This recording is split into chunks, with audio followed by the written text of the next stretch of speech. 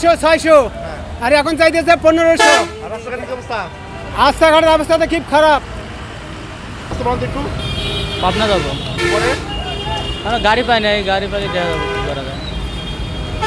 বলেন। বগুড়া শেরপুর যাবো, হ্যাঁ, ভাড়া 1000 টাকা যাচ্ছে। মানে বেশি রকম। জি, ভাড়া বেশি যাচ্ছে।